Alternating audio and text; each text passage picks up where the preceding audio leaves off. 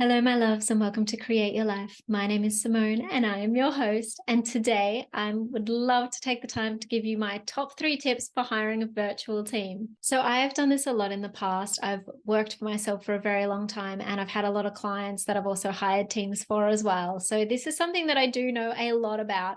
I actually own a publishing company that's published 153 books worldwide. And so having a team to support that was vitally important to me, having people who could design covers, having people who could do the editing and who could do the formatting, that sort of stuff was really important to that business because I didn't have all of the skills needed. I knew roughly what needed to happen, but I didn't have the time to do all of that, and I didn't have the desire to do all of that. So building a virtual team was just something that needed to happen in that business. And so it's really easy for me to give you guys my 3 top tips to this because it's something that I have so much experience in. Now, these are my 3 top tips. Other people might have different tips for you, but these are mine. First, make things super simple. So whatever system you're using to share information, it needs to be simple. Second thing, video is your friend. The last tip is to always check in with your staff to see where they are at. If you've given them a week to do a task and they kind of say yes, but then they go silent and you're not getting any updates and you don't know what's going on, you want to be checking in and just saying, hey, every couple of days, and you don't have to be like, messaging them all the time, but just check in and be like, hey, how you going? Have you got any problems with the task? Or, where are you at? Any issues, any questions? That is 100% my third tip, is to make sure that you're checking in with them and not rely on them checking in with you. Because when we're talking about hiring people virtually, we're talking about people who may be coming from a different country, who may be speaking a different language, and they're going to want to do the best job for you, but they might not necessarily know all of the things and know all of the pieces, or necessarily know exactly what your vision is and what you want. So it becomes really important to also take the responsibility on of checking in with them and knowing that you're the leader, it's your business. Just got to check in with them and be like, are you going okay with this? Especially when it's a new staff member. So I don't want to get too much into this. Let's start from the beginning, okay? I don't want to go all into point 3 when we haven't even talked about point 1. So here we go. Step 1, make it super simple. So a lot of people use really complicated systems with lots of moving parts, lots of software. They'll have their software for messaging, which would be like Asana, or no, well, I don't even think it's Asana. But they'll have another thing that they use for scheduling. Then they'll have another thing for this and another thing for that.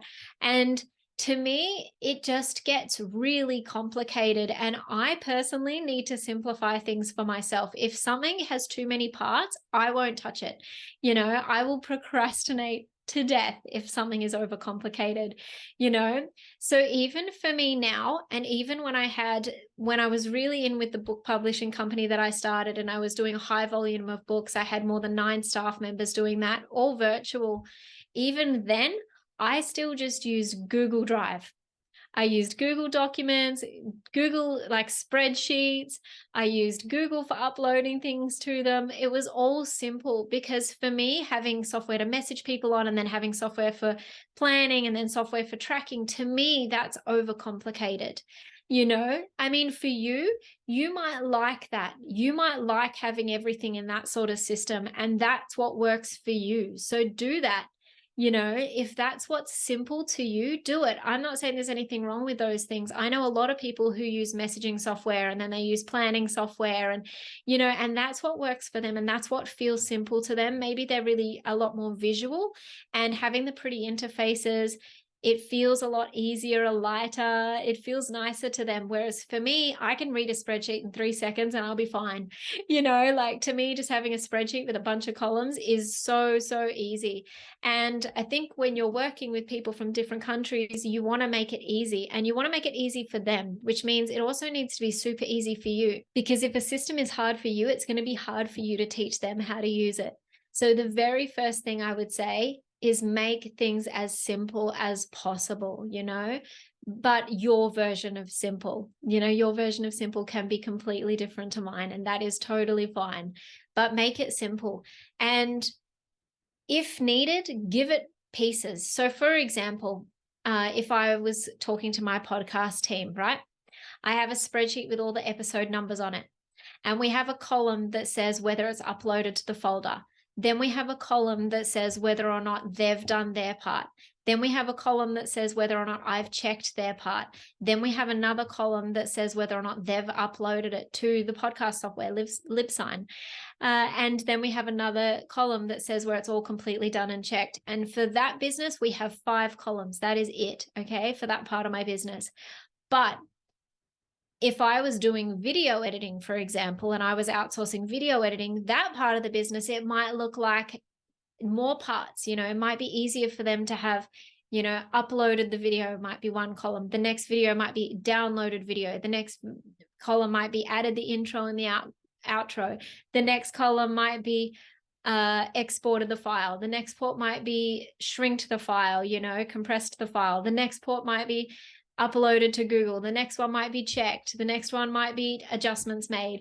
You can have as many steps as you need to make it easy for your team. So I would say that find the way to communicate what it is you want them to learn, whether that's a Google document or a program.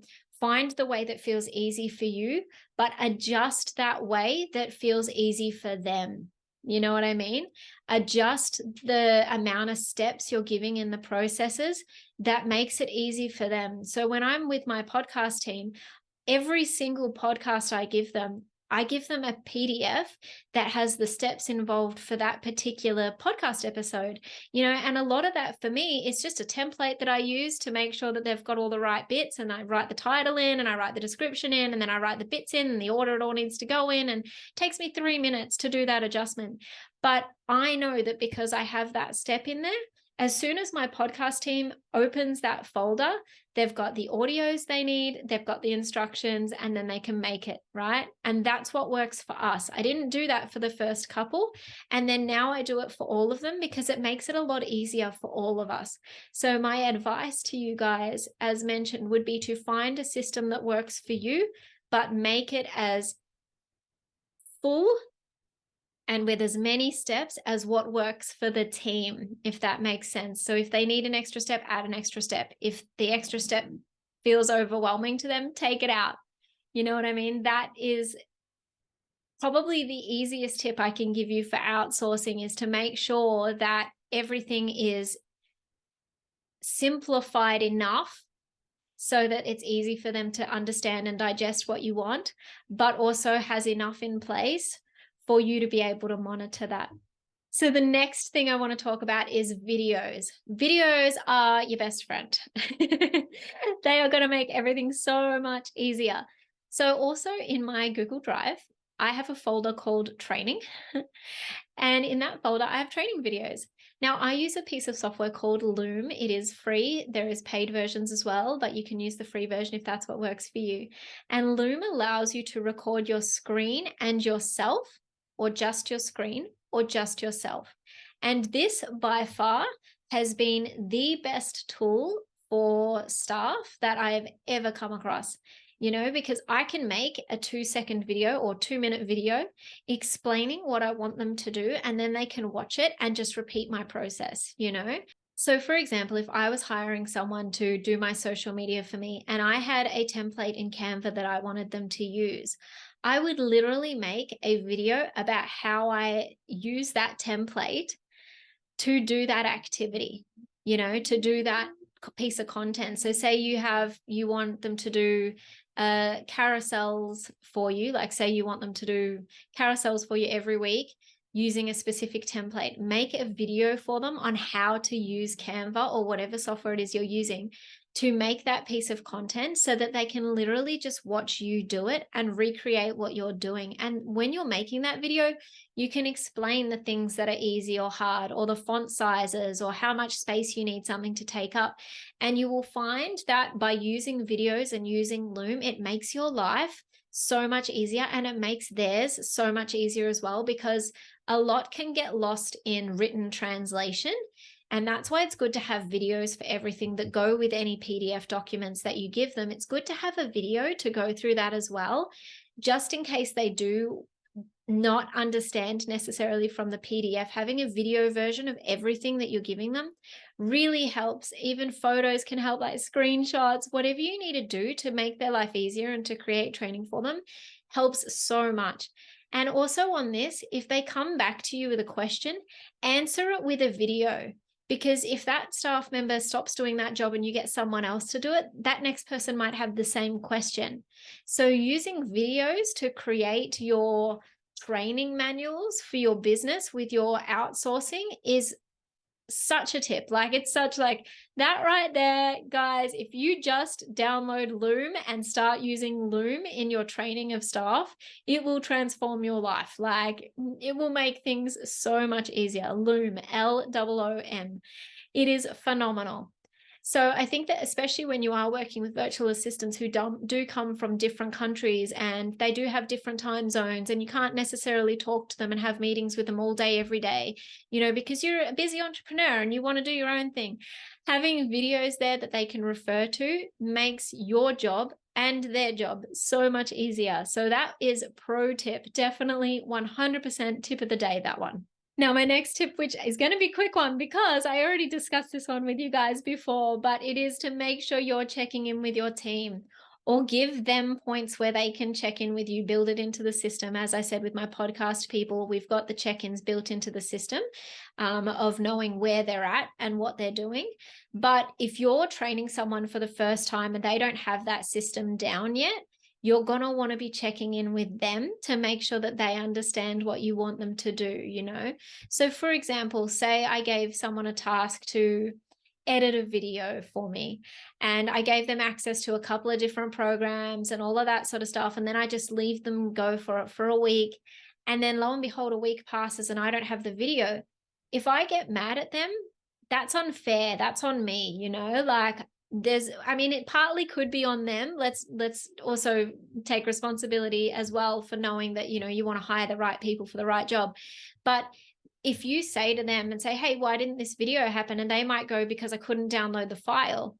Now, yes, it would have been on them to actually say, I can't download the file, but you could have easily just circumvented that by 24 hours in going, hey, I sent you all the stuff yesterday. Have you opened it? How have you going? Have you got any questions?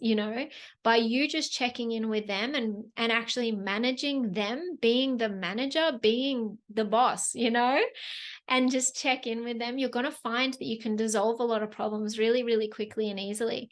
I've had people where I've given them tasks and I've given them logins and all of that sort of stuff, and then they've said they can't access something.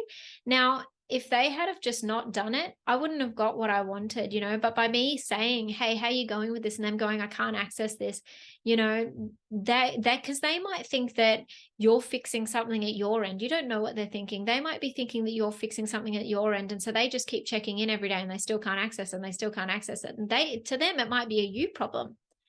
You know what I mean? But if you can just check in, then it's something that you can get through together. And that's the thing with dealing with people and dealing with outsourcers and stuff like that. You're dealing with other people and other people's ideas, and they don't necessarily know what you want. They don't necessarily understand everything that you're saying. If you're coming from two different languages, two different time zones, two different countries, you can't exactly sit them down necessarily all the time and be like, hey, so coming from that place of trying to make their life easier and just check in with them and see how they're going and see if they're on track to hit their deadlines is so important as a leader and as a manager and as someone who wants to hit your own deadlines. Checking in with your staff and actually managing your staff is literally something that needs to be done. Especially when we're talking about a virtual team, especially when we're talking about staff members that you've never worked with before, checking in and just seeing how they're going after 24 hours and being like, hey, how are you going with this task? Do you have any questions? And then they could go, I haven't looked at it yet. Okay, cool. Then you check in the next day. You know what I mean? But taking that responsibility of checking in with them and coming from that place of trying to make sure their life is easier is going to really help you when you're outsourcing, especially when you're hiring a virtual team, because that virtual team can be as amazing as you let them be. You know, after time, when you work with them and you've trained them how you want to train them and you've nurtured them, you've really got to nurture them. These are new people to your organization. So you have to nurture their growth and their work, you know, and if you can take the time to really nurture them, you'll find that they're the best staff you've ever had, you know, but you do have to take that time with them originally. You know what I mean? So I think that these are easily my top 3 tips for outsourcing, 100%, you know, because it's got to be about the people. It's got to be about the people you're working with. It's got to be about connecting with them, making sure that they're okay, making sure they understand what you're doing, making sure your instructions are clear, making sure that they understand what those instructions are. That's what's going to help you with outsourcing. I could give you a list of things like only pick people who have 5 stars, or only pick people with 4.5 stars. You know, go to Upwork and pick all the people that have 4.5 stars between this bracket and this bracket of earnings, who have earned over this bracket, who've done this many hours, who have this many reviews. You know, I could give you a list like that, but you're gonna miss out on some of the golden people if you're focusing too much on just that. You need to focus on both things when outsourcing. Yes, you want to know that they've got a good history. Yes, you want to know they've got reviews and they've done this before, but you also need to be able to work with those people when you're outsourcing to virtual assistants. And those 3 tips, they are what's going to revolutionize your business, because if you can master those 3 things, you're going to be able to hire anybody from anywhere to do anything. Anyway, guys, I really hope you've enjoyed this video. Let me know if you've got value out of it. Let me know if you've hired virtual assistants before. I'd love to hear your experiences, and send me any messages, any comments, any questions you've got. Email me, connect with me on social media. I would love to hear from you guys.